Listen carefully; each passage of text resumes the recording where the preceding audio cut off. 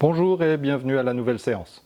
J'ai choisi ce film car en 2026, il fête ses 40 ans. Il a été tourné en France à l'automne 1985 et il n'est sorti qu'aux États-Unis et en noir et blanc. C'est aussi un anniversaire un peu plus triste, car son réalisateur et principal interprète est décédé en avril 2016 et il aurait fêté ses 68 ans en ce début juin. Certains l'auront déjà deviné, le réalisateur, acteur et compositeur n'est autre que Prince Roger Nelson. Et le film c'est Under the Cherry Moon. Ne fuyez pas, je vous garantis que vous n'allez pas vous ennuyer.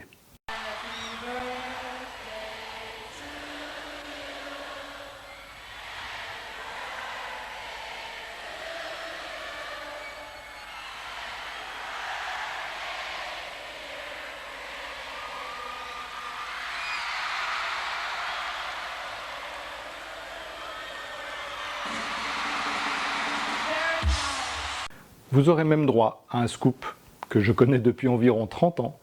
Et comme on est juste entre nous, je vous le dis, mais ne le répétez pas. Alors oui, ce film a été un échec. Prince a reçu une carte blanche après le succès de Purple Rain en 1984.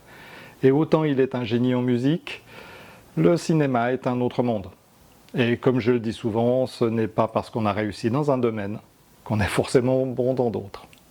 Ça vaut pour moi, et vous aurez compris que je ne travaille pas dans l'audiovisuel. Parce que moi, je suis pas vraiment acteur. Ah bon?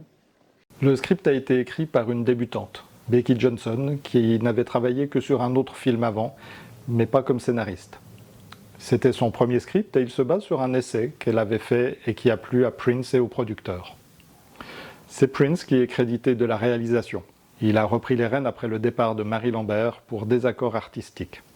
Ça confirme que travailler avec Prince ne devait pas être très évident. Pour les rôles principaux, nous avons bien sûr Prince, qui interprète Christopher Tracy, gigolo pianiste à Nice dans l'hôtel Vénus de Milo. C'est également le nom d'une chanson.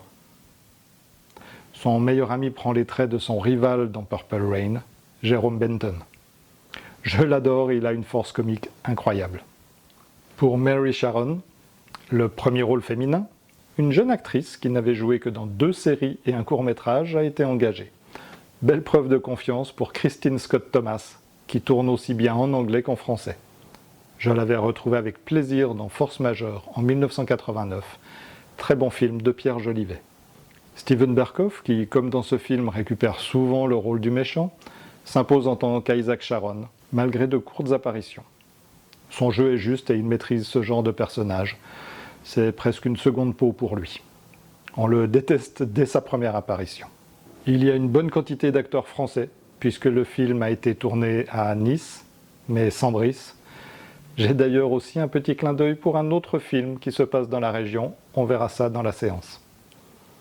Voilà, c'est tout pour aujourd'hui, on se retrouve dans 2 semaines pour la nouvelle séance de Under the Cherry Moon.